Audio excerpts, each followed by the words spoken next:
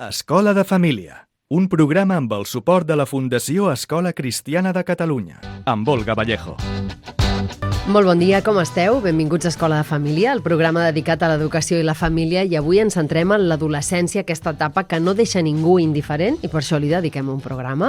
I per parlar-ne ens acompanyen en Carles Ventura. Molt bon dia, Carles. Hola, molt bon dia. En Carles és coach que treballa amb els joves i les seves famílies, i també estem amb en Jordi Barberà Fallos. Bon dia, Jordi. Hola, molt bon dia. Director de Salesians Rocafort. Els oients que tinguin molta memòria recordaran que al pati de Salesians Rocafort els nens i les nenes no podien sortir al pati amb tranquil·litat. Ja està més encarada la cosa? La cosa està més encarada. Vam aconseguir canviar una de les lleis de Catalunya que feia que els patis de Catalunya estiguessin una mica en risc i que els adolescents haguessin d'estar una mica silenciats, i per tant hem retornat una mica a la normalitat dels nostres patis. A veure, Carla, suposo que quan tu dius jo soc coach que treballo amb els joves i les seves famílies, la gent posa cara de ja te planyo. I això què és exactament? Sí, però per què té tan mala fama l'adolescència? Perquè no ens agrada perdre el control als pares i les mares. I els joves precisament el que volen és això, trencar amb el control familiar, fer-se adults, trencar amb la infància, desafiar els límits. És la seva feina, és el que han de fer per créixer, i a nosaltres justament quan més patim per ells i més els volem tenir controlats és quan ells menys control volen. I aquí hi ha un xoc. Però n'hi ha per tant o dependrà una mica també de l'adolescència de cada fill? Segur. I sobretot de com ho viuen els pares. Aquesta és la següent pregunta. De fins a quin punt el moment vital dels pares, igual que la síndrome del niu buit històricament coincidia l'època ja de... Els pares tenien 50, no? Un moment de canvi vital, canvis hormonals també, no? I sentir aquell buit. Ara sovint arriben aquells canvis vitals pels adults, sobretot per les mares, amb les hormones adolescents dels fills. Allò és una bomba de rellotgeria. Una bomba. S'ajunten un l'altre i van sumant. Sí. I portem aquest ritme de vida tots, cansats, nerviosos i enfeinats, i patim per tot, i patim moltíssim, a més, i s'ajunta tot plegat, i és quan tenim aquest còctel tan complicat, sí. Cobreu un plus als docents que feu secundària? No estaria mal, per però... perillositat em refereixo. No, perillositat no, però per l'atenció, no? Per la gestió. No és el mateix gestionar... Bé, hi haurà dificultats diferents, no? Però canalla amb 6 anys que està venerant la seva professora, que adolescents que els agraden més els reptes i buscar on estan els límits. Jo, tot i així, llenço una defensa ferrissà també per la gent d'infantil de primària, perquè aquesta setmana vaig baixar un dia a una aula d'I3, no? I pensava, no? A mi que em donin la guerra de l'adolescència i no la d'I3, Vull dir que, cada etapa té les seves coses, no? Sí que en qüestió de control sembla que els petits els controlem més, però, cada etapa té el seu. Els adolescents avui dia és el títol del programa d'avui. Jo vull saber si són gaire diferents els adolescents d'aquests anys 20, clar, no sé, dels 80 o 90, que potser vosaltres éreu adolescents, no? Més o menys. Però tu que fa més de 20 anys. Més de 20 anys. Que ets profe de secundària. Ha canviat gaire la cosa? Jo diria que l'arrel és el mateix. O nosaltres quan érem joves, al final, no? És aquell cuc de seda que es transforma en papallona, i al mig aquell punt, no? Doncs que tots se'n van orris per fer la transformació. I sí que el canvi, les coses de fons són les mateixes. El que ha canviat és el món, la manera en què ens relacionem, les eines que tenim per relacionar-nos i el que es viu, no? Llavors, el tema aquest tema de transformació personal el vam viure igual, i en el seu moment doncs, tots vam fer les coses que vam fer, ells estan fent, però clar, jo podia fer unes coses i ells ara en poden fer unes altres. Jo crec que aquí és l'arrel de l'obertura del món que ha portat doncs, la tecnologia, la globalització i el món en què vivim ara. Si els pares i les mares recordessin una mica què els passava a ells a la seva adolescència, ajudaria? Empatitzaríem moltíssim més i els entendríem millor. Els entendríem molt millor. I el que estaves dient fa un segon, Jordi, si em permets, és que, a més, la relació amb els pares ha canviat molt. Jo crec que és un dels grans canvis que hi ha hagut en aquests anys, que ara són uns pares que estan molt més propers als fills, els han sobreprotegit, etc. Però, a més, hi ha una relació molt més propera. Jo recordo amb 18 anys que tots els meus amics l'únic que volíem era marxar de casa, tenir carnet de conduir algun dia per estar fora de casa, i ara entre que la tecnologia és a casa i contacten amb els amics i que hi ha bona relació amb els pares, ja no hi ha aquesta urgència, ja no hi ha aquesta pressa. Ells poden explicar moltes coses familiarment, hi ha una relació en general molt més maca. La mala premsa dels adolescents, avui trencarem una llança, i defensarem que són una gent fantàstica també. Clar. I més val veure així, no? Perquè, clar, si has de viure així no sé quants anys patint, pel que pot ser primer pel que pot ser l'adolescència, després perquè és adolescent... I és que en una societat tan polaritzada, que tot són emocions i tot ha de ser tan brutal i tan fantàstic o tan dolent, amb els joves els hi passa del mateix, que els hem col·locat a un costat de la balança, que és precisament, ostres, que preocupants, i els botellons, i les drogues, i no sé què. Ojo, sí, però també hi ha gent fantàstica, maquíssima i espectacularment fantàstica. Per tant, els canvis interns, aquest trobar-te tu mateix, la importància dels iguals, prendre la distància amb els pares, això perdura, però ara hi ha un nou agent molt potent que ha entrat en escena, que és la tecnologia. La seva gestió és un mal de cap important, no només per les famílies, pels centres. És un mal de cap perquè tot ha corregut molt. Llavors, els que estem al capdavant de les famílies, de les escoles, no? De la societat, no vam viure allò.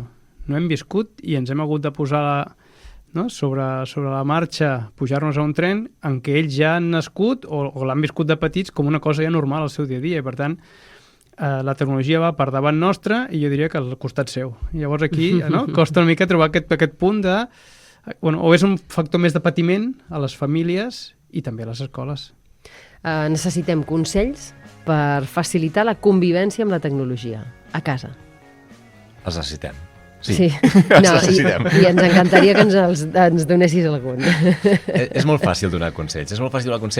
El que passa és que no sé si som capaços de portar-los a la pràctica, perquè, per exemple, tu no li regalaries mai una pistola al teu fill, amb 12 anys, però sí que li obres una porta a un món sense control, que és la tecnologia d'internet, sense cap mena de vigilància, amb la qual cosa és que, clar, tothom el té, és que no vull enemistar amb ell, és que no vull... Pues sí, a vegades els límits que són amor, l'amor precisament és dir, no, això no et convé i et marco un tope, o m'assec al teu costat mentre comences a aprendre i et mentoritzo una miqueta més, però marcar aquests límits normalment ens costa una miqueta i no hauria de ser així perquè precisament són una mostra d'amor. Per tant, límits? Límits, mentorització, que vol dir bàsicament, sobretot al principi, seure al costat, parlar-ne, explicar, i tercer, donar exemple, que aquí vosaltres no ho tinc gaire clar, però en general la gent pel carrer, si veus com van passant, pocs tenen la mirada aixecada i gaudint del dia tan bonic i dels arbres. O el bus, Exacte, no? L'exemple que puguem donar als grans també és molt important. Parlem-ne molt i donem bon exemple. Bueno, ara donarem per fet que tots els adults amb fills fan un ús molt responsable dels dispositius electrònics, han pactat unes normes amb els fills, però de la teoria a la pràctica, això és el que a mi més m'agrada. De la teoria a la pràctica, a casa és un campi qui pugui i se salten les pautes. Com se gestiona això? Clar, perquè estava mirant en Jordi, però clar, a l'aula ara ja no entren els dispositius, no? No. Hi ha un gran canvi des que no entren? Que potser el vostre centre ja feia Nosaltres temps que no entrava o feia entrava. temps que no estaven al pati. Com ha canviat l'escena d'un pati amb mòbils sense mòbils? Mira, nosaltres quan els mòbils es van començar a familiaritzar entre l'adolescència, ja fa un bon grapat d'anys, vam dir, bueno, això, no? La societat ha entrat així, permetem que l'escola també entri. Va durar un any, perquè el primer any el que més ens va preocupar era veure què va passar al pati de l'escola en aquelles estones d'esbarjo. I és que d'un pati on hi havia nens jugant, nens caminant, nens rient, saltant, no sé què, a un pati que va quedar al centre buit, als voltants tot plens, tots els de gent asseguts a terra amb problemes de cervicals. Sí. I vam dir, no, això no és el pati que volem, no és la relació que volem entre ells. El que volem, doncs, és que hi hagi una relació presencial, cara a cara, que es torni a jugar, que hi torni a haver activitat. Per tant, això ens va durar un any. El primer que vam fer va ser treure el mòbil del pati. I després de les aules, doncs, a poc a poc, gradualment, també s'ha anat traient. També, perquè és veritat, no?, que també tenim portàtils a l'aula i el que estem ara és fent un treball en com fer un bon ús d'aquests portàtils a l'aula, perquè, evidentment, doncs, se'n poden fer usos molt correctes i molt potents i usos que perjudiquen allò que volem que passi a l'escola. Clar, al pati tu pots decidir que no tens mòbils o que no entren al centre educatiu, però si tu als fills els has regalat un mòbil o els has comprat un mòbil o els estàs deixant un mòbil, el que sigui, però tenen un mòbil que poden utilitzar, encara que sigui una hora al dia, algun lloc l'hauran d'utilitzar. Si li dius que no camini mirant el mòbil, el centre educatiu no pot tenir el mòbil, a casa mirarà el mòbil. Sí, a casa mirarà el mòbil. I a més, no només el mirarà, sinó que a més li és impossible parar, perquè el seu desenvolupament cerebral, no sé si ho heu comentat alguna vegada amb algun programa, encara no està prou desenvolupada la part del control i la gestió, com per dir vinga, nen, jo només vull que el meu fill controli el temps que passa amb el mòbil. No pot, amb això els hem d'ajudar, els hem d'acompanyar. I si em dius, bueno, és que ja és massa tard, ja porten un temps així, doncs ara tenim una altra excusa fantàstica per entrar a parlar, mentoritzar i donar exemple, que és la intel·ligència artificial, que és el mòbil .2, que és la segona part de tota aquesta història. Què hem après de tota aquesta època de caos salvatge, de problemes de salut mental i de mòbil a totes hores i per tothom, que puguem ara aprofitar per començar a treballar la intel·ligència artificial des d'un punt de vista una miqueta més ben gestionat per part de famílies, centres educatius i la societat en general.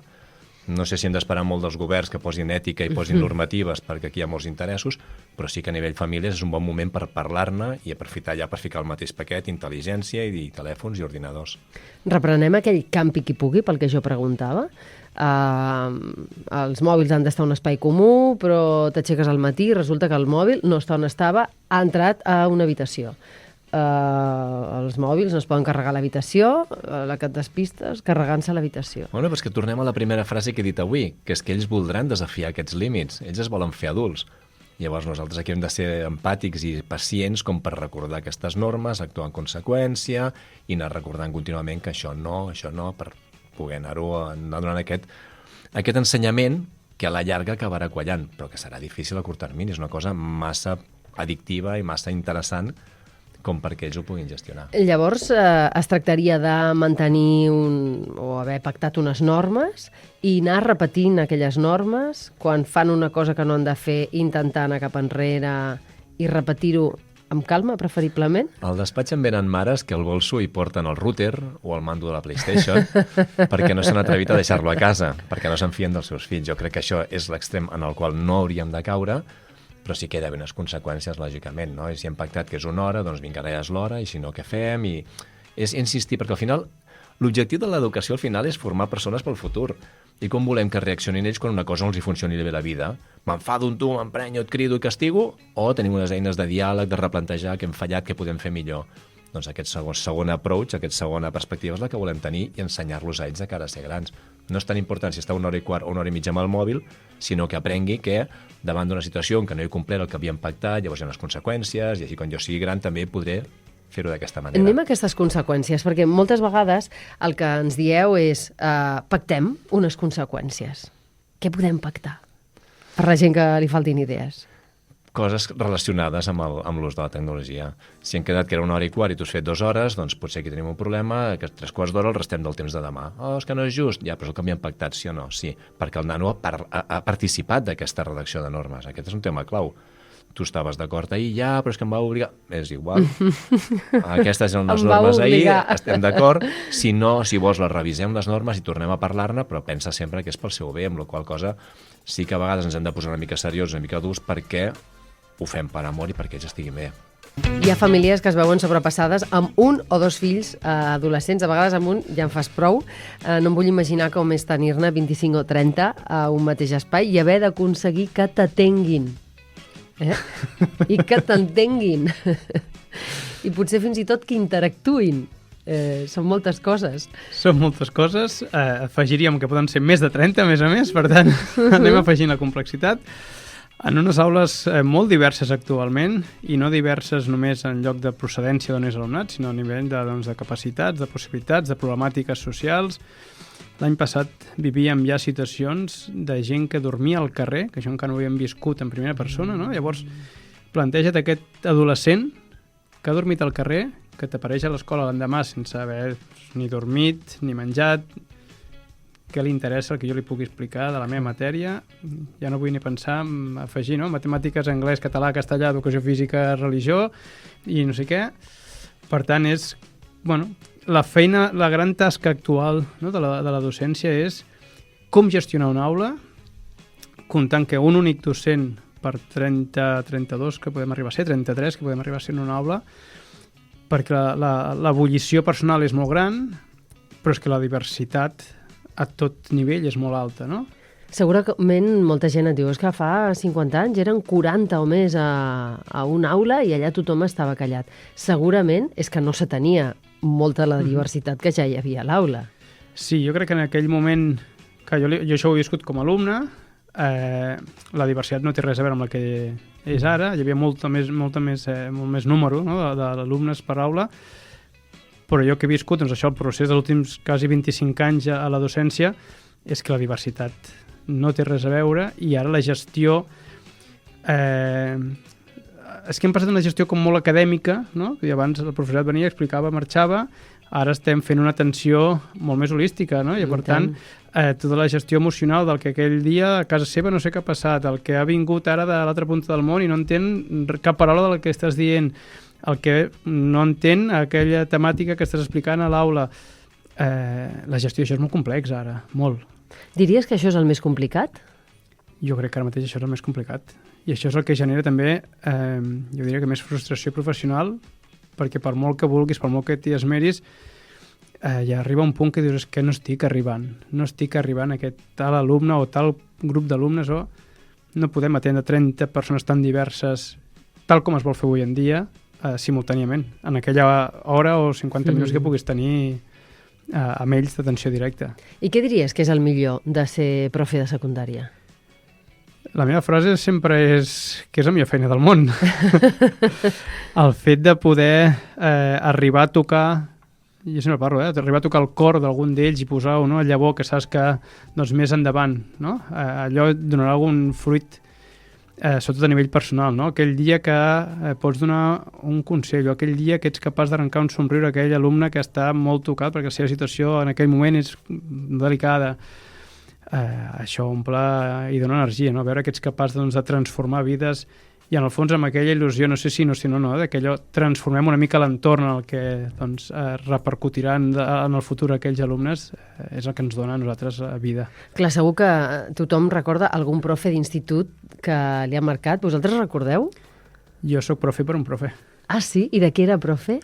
Era el meu tutor, de fet, és un cas molt bonic, perquè som amics al dia d'avui, i era el meu tutor de 5è, 6è de primària. Déu-n'hi-do. Em va marcar ell i el meu professor d'educació física d'aquell moment.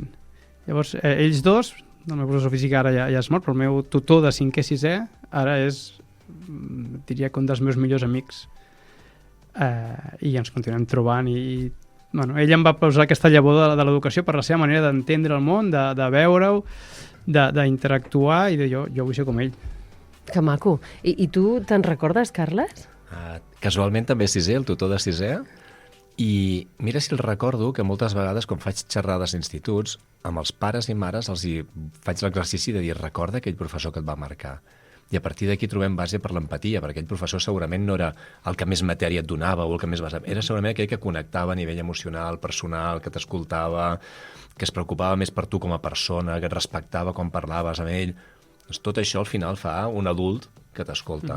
Doncs aquest exemple del professor que admiraves o que tenies tu de petit, que encara el tens com un referent, és el que tots els pares i mares haurien de portar al cap i recordar com era aquella persona i què puc aprendre d'ell. Perquè els professors ensenyeu, fins i tot quan ja heu deixat anys i anys de deixar de donar classe, encara continueu ensenyant.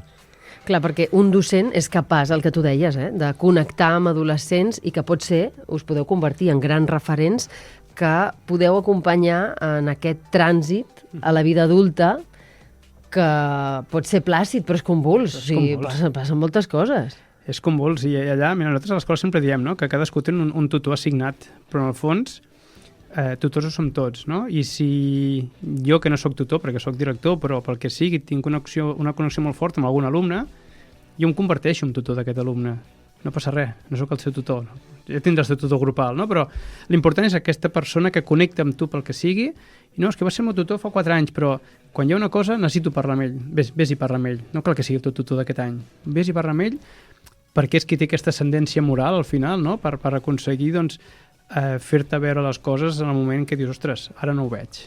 Sempre parlem de la importància de la connexió i anar de la mà, família, escola. Com funciona això durant l'ESO i el batxillerat? Perquè si fos pels fills no et podries apropar menys de 3 quilòmetres de l'edifici. Aquí la clau, penso, és la confiança mútua entre totes les parts. Sabent això, que pels adolescents, doncs, que els pares no s'apropin a mínim 4 o 5 cantonades de l'escola, que no truquem gaire a les famílies i que no fem servir l'aplicació per contactar, però sí que jo sempre, quan fem reunions a les famílies, els diem, no? És important que uns i altres anem molt de la mà. tenim clar que els adolescents de per si faran el que voldran, perquè és el moment de fer, no? I de trencar amb tot, i de trencar doncs, amb aquells que posen els límits que abans dèiem i de marcar una mica el camí que voldríem que seguissin. Però sí que és important que vegin que almenys el discurs és molt similar. Si no és idèntic, que sigui molt similar. Perquè sempre hi ha un dia, i aquest dia arriba quart d'ESO, batxillerat, depèn, cadascú té el seu moment, gent que potser més tard, no? Però cadascú té el seu moment, però sí que a partir de quart i batxillerat, notes que aquest dia que diuen, ostres, potser que me'ls escolti, arriba, no?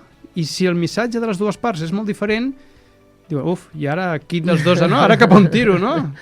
Mentre que si arriba la cançó que els hi va ressonant és la mateixa, diuen, ostres, doncs potser que m'ho escolti i que m'hi apropi una mica, discretament, mai et diran, ostres, tens raó, mai et diran, ostres, gràcies per aquestes paraules, però sí que veus que van fent moviments com, ui, alguna cosa ha trontollat a dintre i comencen a raonar i reflexionar a partir d'aquelles coses que han sentit a casa i a l'escola.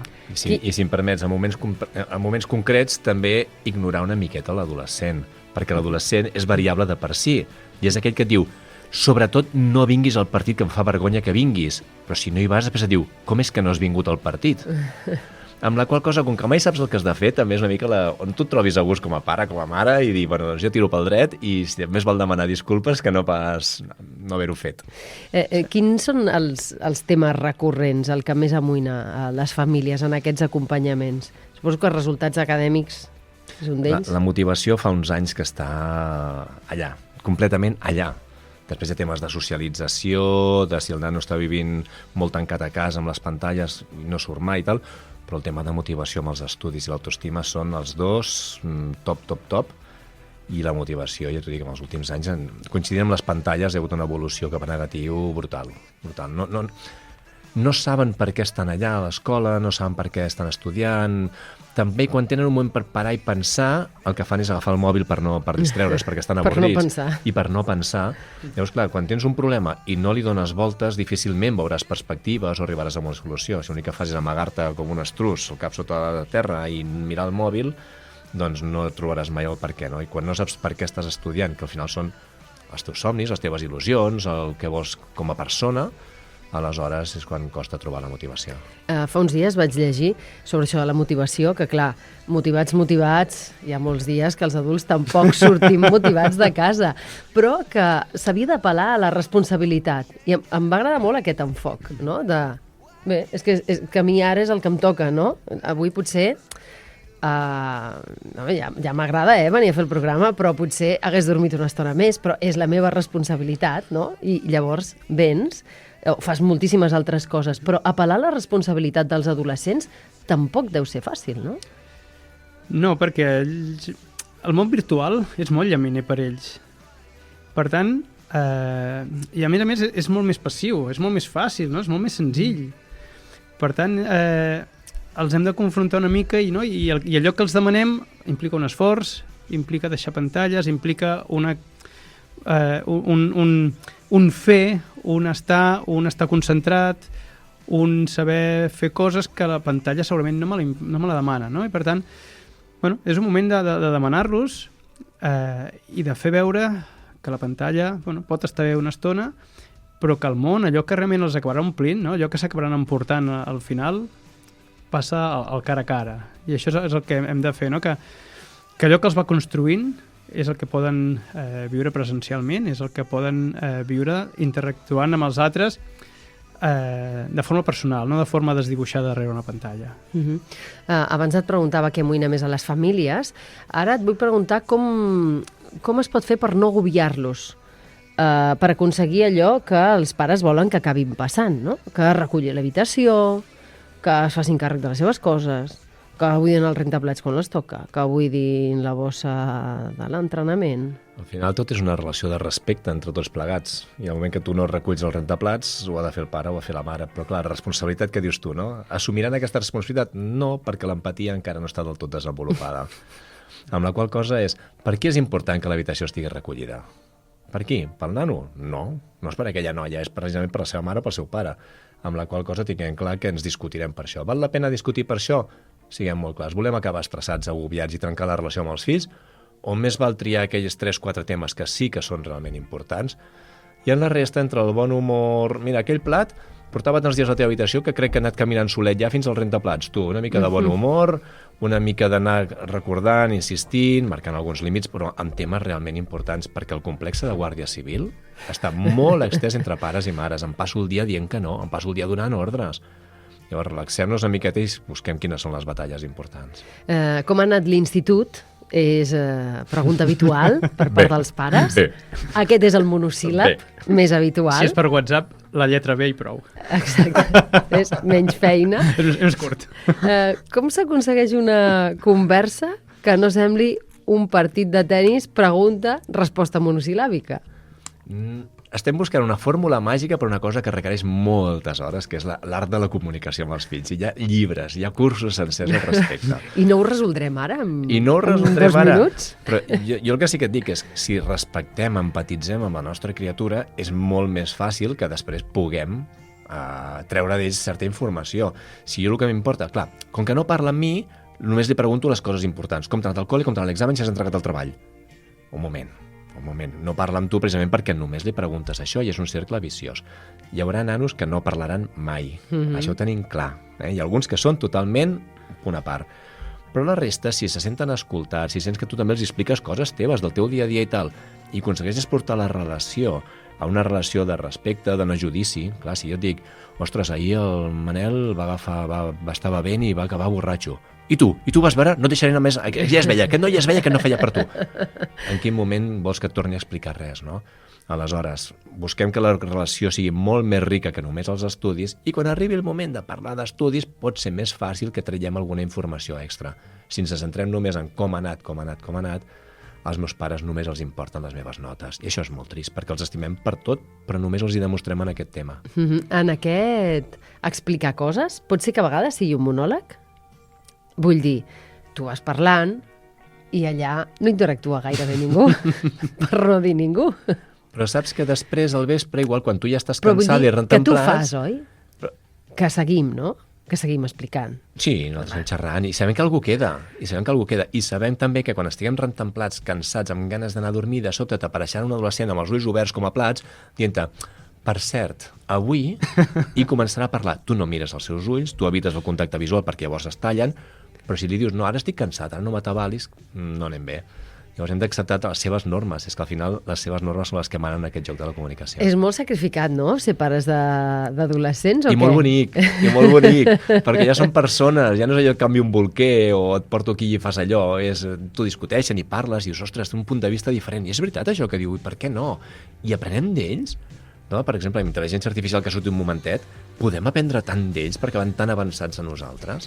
I potser és canviar el focus, aquest que jo ara deia, és molt sacrificat. Quan els fills són petits, no dorms. Hi ha gent que dorm, però hi ha molta gent que no dorm, no? O passen moltes altres coses. És un esgotament físic, vull dir que cada etapa són molt cookies, però tampoc no diuen gaire res. En canvi, és això que tu dius, no? Quan són adolescents, tu veus que s'estan fent, que són una altra persona, que tenen les seves pròpies opinions, que a vegades penses, quin disbarat, altres vegades dius, ostres, que ben pensat això, no? Exacte, i és veure com una persona s'està formant allà al davant. És com quan estàs mirant si el pastís puja al forn i veus que va pujant i fa tanta il·lusió.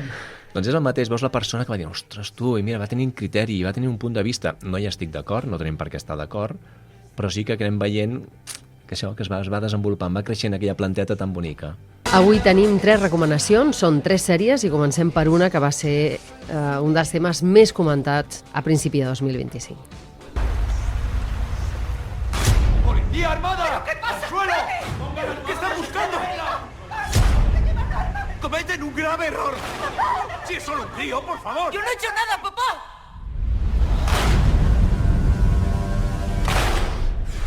Es un buen chico.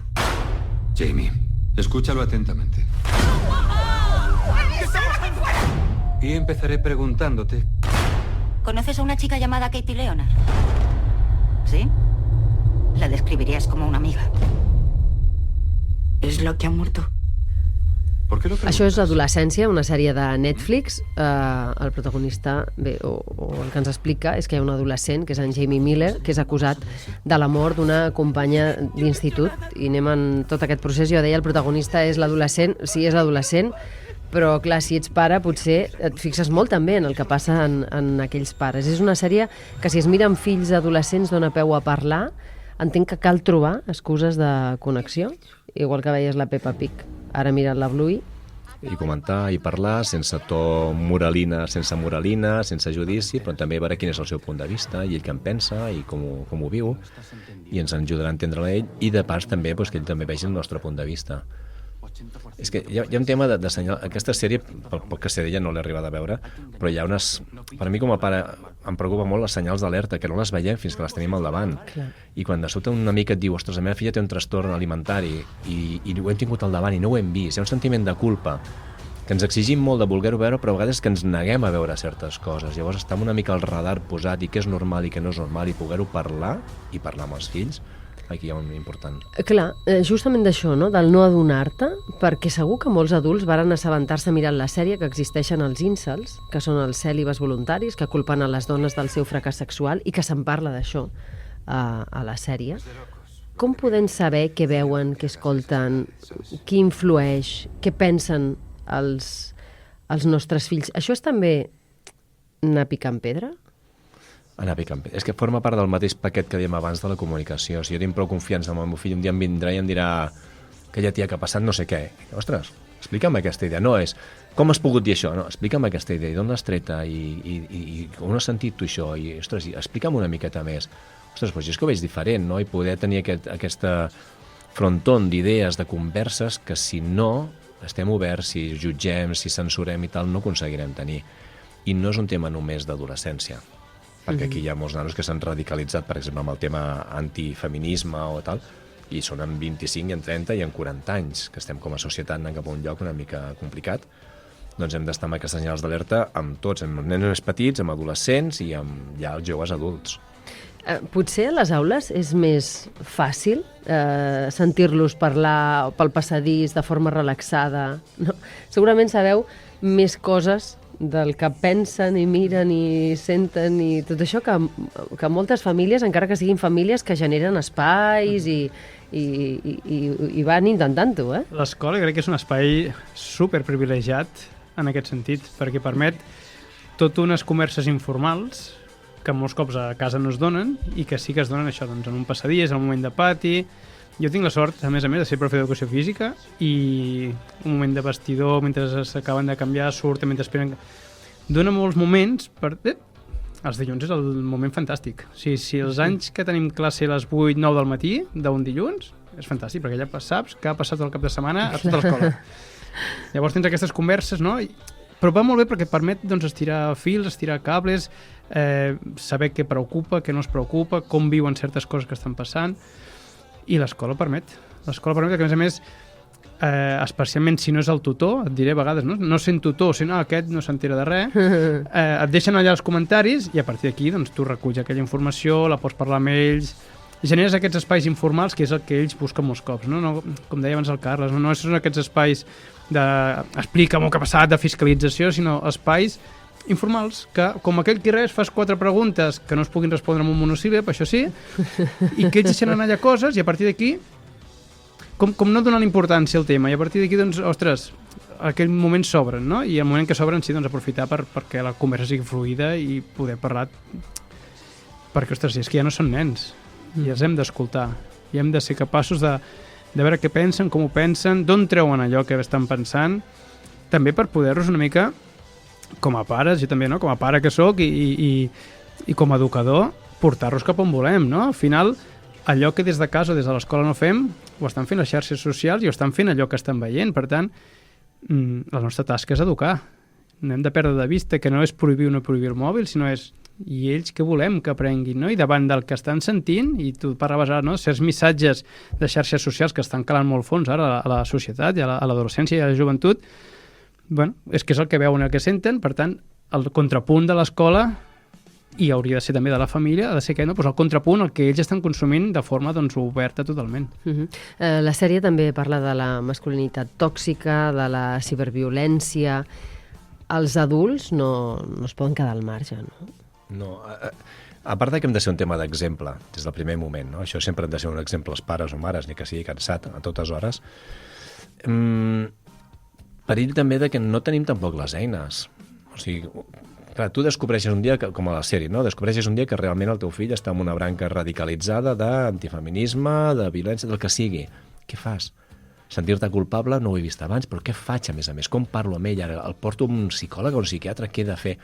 I tampoc ens podem posar totes aquestes càrregues al damunt de tenir respostes per tot i què he fet malament, sinó també és una mica perdonar-nos a nosaltres mateixos, no? I dir, bueno, però escolta, no ho he vist, estem en aquesta situació i ara a veure qui em pot ajudar amb aquest tema. A partir d'ara, no? Aquest professional que puc trobar o com ho puc moure, com puc parlar amb l'escola, quines pistes em poden donar, perquè els pares i mares normalment no se'ls hi donen cursos per gestionar diversitat, pensament, racisme, no se'ls hi donen. Llavors aquí perdonem-nos una miqueta i si sabem captar els senyals d'alerta, llavors és molt millor per poder anar demanant ajuda.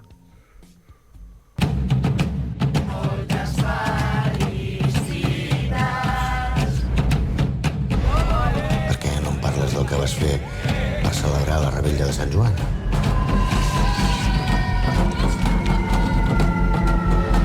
Estic intentant que confiïs en mi.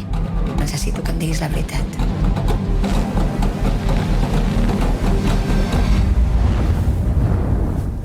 Jo no he fet res. Això és Pubertat, la sèrie escrita i dirigida per la Letícia Dolera, que teniu a HBO Max. Comencem sense saber exactament què ha passat, però, mica en mica, sabem què ha passat quelcom, la rebella de Sant Joan, en aquest grup d'amics que tenen 13-14 anys, o sigui, inici de l'adolescència. Potser heu sentit a la Letícia Dolera entrevistes explicant que ella no volia jutjar, però sí volia evidenciar que l'adolescència és una etapa on passen moltes coses, on l'educació sexual és important, planteja què passa amb les noves masculinitats, això que tu deies, no? Antifeminisme. Què passa? Ara, on es col·loquen els nois, no? Què passa amb aquestes noves masculinitats? Com creixen aquests nois que potser porten tota la vida sentint uns missatges de senyoro, no? Clarament fruit del patriarcat? Tot això ho hauríem hagut de cuidar abans d'arribar a l'adolescència? Està clar que se n'ha de parlar i s'ha de treballar des de ben petits, perquè al final, ho deia abans el Carles, és un tema de quin exemple donem, no? Quin exemple es dona des de casa, des de l'escola. Allò que passa a casa es reproduirà, allò que passa a l'escola es reproduirà. Per tant, no es pot controlar el que passa a la societat en general, és a dir, la influència és la que és, però sí que podem controlar allò que nosaltres fem viure als nostres fills i als nostres alumnes a l'escola. Per tant, treballar-ho, parlar-ho, donar-ne exemple i normalitzar allò que volem normalitzar i no normalitzar el que no volem normalitzar. I en uns moments en què sembla que l'educació sexual hagi de ser una cosa només ja per preadolescents o adolescents, no? Que comenci a haver-hi missatges d'aquest tipus, m'agrada viatjar enrere en el temps i recordar quan va néixer el nostre primer fill que abans de fer-li un massatge li demanàvem permís, era un bebè amb 0 anys, directament és, ara et faré unes caricietes, un massatget, amb permís teu, no sé què, que vagin posant nom a les seves parts del seu cos, que puguin... Tot el que és educació sexual que s'ha donat des de molt petit, que s'insistim en això, perquè a més amb tota la pressió del porno online, que ha fet tantíssim mal i encara no en som conscients, doncs que ells tinguin també els seus recursos de poder anomenar les coses, què m'agrada, què no m'agrada, i poder tenir l'assertivitat de dir, per aquí no hi passo, això no, això sí. I si no ho hem fet, o ens fa la sensació que ha arribat el moment que fa falta parlar sobre això, però tenim 0 receptivitat per l'altra banda, ni monosíl·labs. O sigui, nosaltres fem un monòleg, anem provant... Anem tard. Clar, anem tard, ja em dic que anem tard. Anem tard, hi ha una mica de sort, igual a l'escola. Ara passo la pilota. És quan a classe els expliquen les coses. A les escoles tot el que heu de fer... Sí, és maco, és maco. Abans en parlàvem, tot el que us ha caigut a sobre. Aquí al final, si hi ha un diàleg que no és diàleg, que és monòleg, i que a més és un monòleg que veus que rebota contra una paret, tornem una mica al que dèiem abans. Si jo no sóc capaç de connectar, qui pot connectar? Per tant, al final és buscar connexions, algú que em connecti amb el meu fill, amb el meu alumne, perquè està clar que algú altre connectarà amb ell. De fet, ell ha connectat amb algú que es diu intel·ligència artificial, que es diu Sant Google o que es diu el porno que parlàvem fa un segon. Qui són les referències que nosaltres volem que tingui i apropar-lo a algú que tingui un discurs similar que nosaltres volem transmetre-li. Fa 3 anys, la Fundació Vicky Bernadet va llançar una campanya on veiem un nadó i llegíem a la banda esquerra del foli, diríem, no? Llegíem: la probabilitat que pateixi al·lèrgia al pol·len és del 15%. I a la part inferior dreta seguia la frase i deia que pateixi abús sexual infantil d'un 20%. Clar. Parlàvem de noves masculinitats, però i les noies? Com ho fem perquè se sentin segures i lliures, les noies adolescents que estan creixent, que els ha canviat el seu cos, que estan ocupant un nou espai? Les alertem de possibles perills, però aconseguim que no visquin amb por? Combinar tots aquests elements? És molt complex, però sí que és veritat que dèiem que des de ben petits s'ha de treballar, és una temàtica que s'ha d'anar treballant, s'ha d'empoderar les noies i han de tenir espais segurs que sàpiguen que allò és un espai segur. Per desgràcia no podem garantir que tot és un espai segur, però sí que han de tenir referents clars i entorns segurs en què elles sàpiguen que allà realment estan a casa, i entenen a casa com un espai doncs, de seguretat i de confort. Però sí que hi ha molta feina a fer, i més doncs, els últims, jo diria, l'últim 2 anys, en què hem vist, no?, que tot el tema antifeminista, doncs, a través de certes polítiques i certs missatges que s'estan transmetent, doncs, se'ns ha tornat una mica en compte tota la feina que s'havia fet. I ara tenim doncs, feina per fer entendre doncs, què és el feminisme o què significa el respecte a la dona, per què portem tant temps lluitant tots plegats, perquè ara no se'ns en vagi tot a fer punyetes.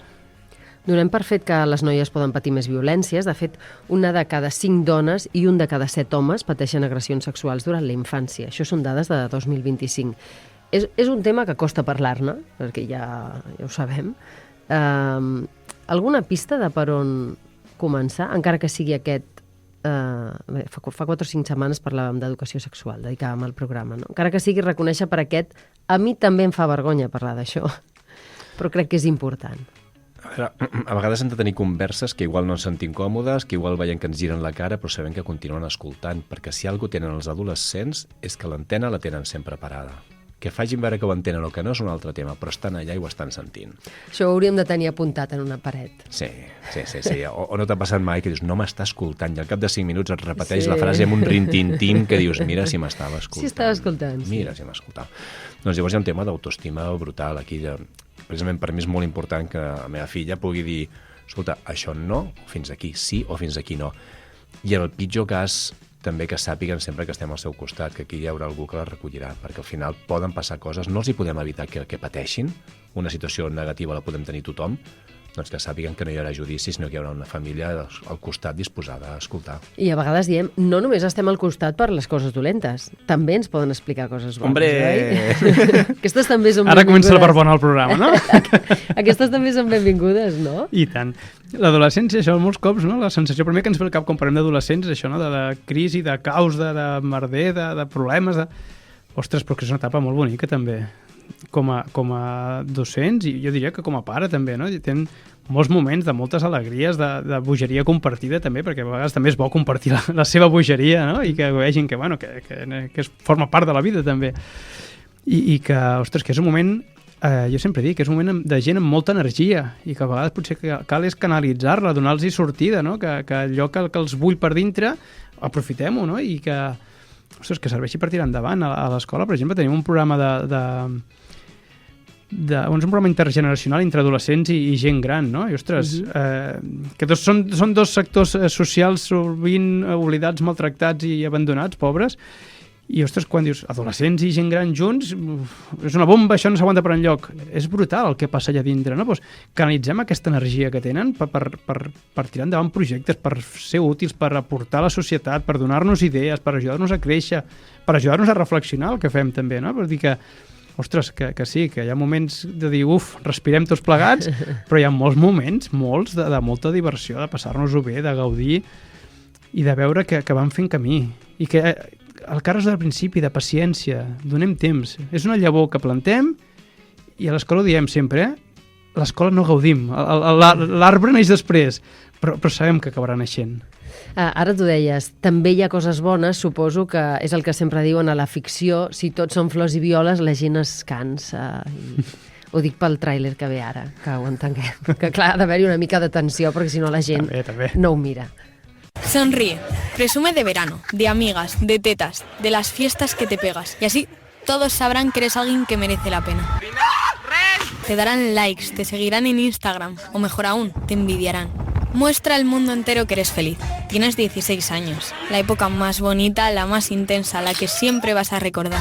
O eso dicen. ¿Cómo no vas a ser feliz si tienes toda la vida por delante? No cuentes tus problemas, no digas que estás triste, que te sientes sola, que no tienes novio, que aún eres virgen, que te gustaría caer bien a todo el mundo pero no sabes cómo conseguirlo, que estás agobiada, que intentas estudiar pero no puedes, no te concentras, se te va a la cabeza otras cosas, y si suspendes no te admitirán en ninguna universidad, y entonces no encontrarás trabajo, aunque tampoco sabes en qué te gustaría trabajar. Por no saber, no sabes ni quién eres. Si te paras a pensarlo no sabes casi nada, así que mejor no te pares. Sonríe. Nosaltres somriem i ens parem i pensem en aquesta adolescència. Això és Scam, és una sèrie noruega de 2017 que ha tingut diferents versions perquè va agradar molt, perquè és que està ben pensada, està ben feta, té la versió francesa, l'alemanya, la belga, l'americana i l'espanyola. Els protagonistes són un grup d'adolescents, sobretot de noies adolescents, i a cada temporada una d'elles és la protagonista. L'adolescència és una etapa intensa, clar, i és el que ella deia, no? Aquest aparador constant de les xarxes, que potser ho complica més encara. Està clar. Ens agrada o els agrada estar connectats amb tothom, saber què passa, busquen identificació amb coses, amb persones, amb moviments. Al final, no? És un moment de construcció i com vam fer nosaltres en el seu moment d'una altra manera, però bueno, picotegen per tot el que van trobant. I repercuteix el que passa en línia, el que passa dins de l'aula? Està clar, abans ho deia. El que passa en línia els educa. Per tant, repercuteix en maneres de relacionar-se, maneres de parlar, maneres de fer coses, el tema de la motivació que dèiem abans. Tot això construeix personalitats, està clar. Per tant, és un agent educador contra el qual nosaltres, en certa manera, ens hem d'alinear amb algunes coses i hem de mostrar-nos com a l'altra banda en altres coses. Abans, digues. Els que tenim una certa edat fem si m'ho permets, fem un error, que és que separem el món virtual del món real, que en diem. I està connectat. I no és veritat, és món online i món offline, però per ells és el mateix món. És com quan tu entres en una habitació o entres en una altra habitació. Per ells és el mateix, tot és tan real, el físic, diguem-ne, com l'online. I a partir d'aquí, tot influeix tot.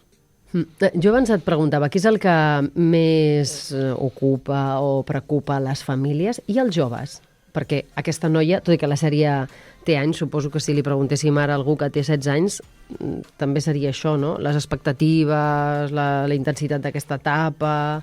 Encaixar amb el grup. Jo no puc ser com jo sóc perquè els meus amics no m'acceptarien i m'he convertit en un meme amb potes, per exemple. Per tal d'encaixar faré el que sigui perquè és lo important, no aixeco la mà a classe perquè no se'n riguin de mi. Hi ha tot aquest tema d'encaixar que toca molt l'autoestima i que ve molt, molt, molt danyat, no només per l'adolescència i els canvis físics, psicològics, etc., sinó també per tota la moguda que han tingut online, de totes les xarxes que han tingut. Hem fet un experiment a nivell de societat que vam agafar un grup de joves, una generació sencera, i els vam dir, vinga, va, tira't al roedor, vinga, a veure què passa amb això de les xarxes. I ara, 15 anys després, diem, ostres, ens van passar i això no ha anat bé. I ara és quan ja tenim estudis, metaestudis d'aquests que realitzen milers de dades, que ja diuen, no, és que no hi ha cap altra raó per això que estem veient amb la salut mental tan degradada de la gent jove que les xarxes. Perquè abans deien, no, això és un tema de barris més deprimits que pobres. No, afecta a tothom. Això és culpa de la crisi del 2008 que l'han viscut. No, afecta a tothom. La pandèmia, no. El LGBTI, no. Tot afecta a tothom. I tots els joves estan igual a tot arreu del món, siguin del grup social que siguin. Amb la qual cosa, les xarxes els han fet molt de mal i això els ha danyat moltíssim la seva autoestima. I és el principal tema amb el qual es treballa amb el jovent, que estan tots bastant tocats. I com podem contribuir des de casa a l'autoestima, a cuidar-la, a refer-la? Perquè sabem que el mòbil no desapareixerà, per tant... Bueno, si els hem mentoritzat, els hem acompanyat i els han entès que això que estan veient al mòbil tampoc és una realitat, que és una realitat, però no és la realitat. Si els estem entenent, si, per exemple, molts pares tenim el mal costum de dir vaig a picar-lo una mica a veure si espavila i millora. Com que has tret un 5? Només saps la meitat del que hauries de saber. Vinga, espavila. O aquest fill meu no arribarà a res, vinga, ja li dic que espavili. tots aquests missatges negatius també van matxacant autoestima. Llavors que almenys, com a mínim, que a casa sigui com aquell raconet del boxejador que arribava allà, li sucaven les tovalloletes, el netejaven i deia, vinga, ja pots tornar al ring de boxa, perquè el món per ells és un ring de boxa, tota aquesta pressió de companys, d'estar bé, dels estudis, del com és el futur, del canvi climàtic, de les guerres, de tot. Com a mínim arribo a casa i sé que hi haurà algú que em cuida, m'atén, està allà si fa falta. Que estiguem allà, que els escoltem, que quan veiem una cosa bona els hi puguem dir, sense exageracions ni res, ostres, quina persona més maca que ets, que generós que ets, com ajudaves la teva germana amb els deures avui, que puguem dir totes aquestes coses que se sentin com a mínim a casa, amb energia, per demà tornar a sortir al carrer i rebre per tot arreu i tornar bé a casa. Per tant, el reforç positiu sempre, però allò que no funcioni també ho haurem de dir. Ho separem? Hi haurà moments en què els Vull hem de dir dir... que no li podem dir, fill, que maco que ets, i després és que no has de fer no sé què, o t'has deixat a mitges... Bueno, llavors vindrà la forma de dir-ho també, que és una forma respectuosa. Si jo no dic, ostres, ets un inútil, ja has tornat a deixar els plats bruts a la pica, que t'he dit que els recollissis, és molt diferent de dir, teníem un pacte, recorda'n dels plats. I t'ho torno a dir amb paciència, amb amor, amb respecte. Tot això fa que almenys no se'ls hi desmunti més encara el concepte que tenen d'ells mateixos. Tornant a l'aula, abans deies, quan fan quart, comencen batxillerat, un cicle, no importa, aquestes edats, no? Ja 16, 17, no? Hi ha un canvi. Això vol dir que els cursos més complicats per gestionar aquesta aula, no? que em deies abans, és a la prèvia, a quart de l'ESO? Segon, tercer d'ESO és el moment més àlgid. No vol dir que hi hagi gent a quart que encara, però sí que a quart ja comences a veure que alguna cosa està canviant. Segon, tercer és el moment, i especialment tercer d'ESO, és el moment doncs, on les hormones estan que salten, bullen i de tot. I llavors aquí és més complex, tant el fet de fer classe com l'acompanyament, no? És el moment de més trencament amb tot, però és aquell punt, no? Que en els tutors de tercers, és a dir, un punt de paciència, que l'any que ve això no serà així.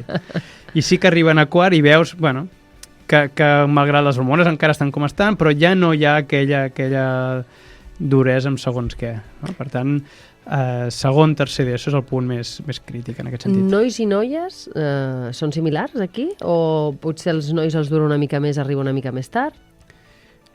Les noies comencen una mica abans, però sí que al final hi ha un punt que ja no saps distingir, perquè allò entres a l'aula i ja te'l bullici, que també depèn de com el dia, com s'ha despertat un, com s'ha despertat l'altre, què ha passat aquell dia abans a no sé quin esdeveniment de no sé quin streaming o un youtuber, o...